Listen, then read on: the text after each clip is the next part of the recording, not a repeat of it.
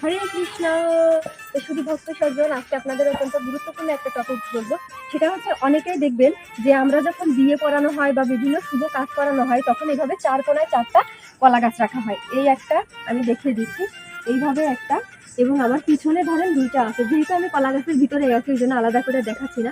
এই যে চারপাশে চারটা কলা গাছ রাখা হয়, এরা কারা এবং কেন রাখা হয়?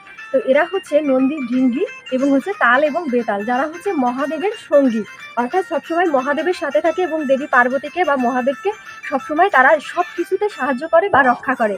তো সেই রকমভাবে আমাদের যখন কোনো শুভ কাজ হয়, তখন সেইখানে নন্দী, ভৃঙ্গি এবং তাল, বেতাল তারা উপস্থিত থেকে আমাদের সমস্ত শুভ কাজ দর্শন করে, প্লাস হচ্ছে আমাদের সমস্ত শুভ কাজে অশুভ কোনো শক্তি থেকে বাধামুক্ত করে এবং আমাদের শুভ কাজটা সুন্দরভাবে পরিচালনা করতে সাহায্য করে।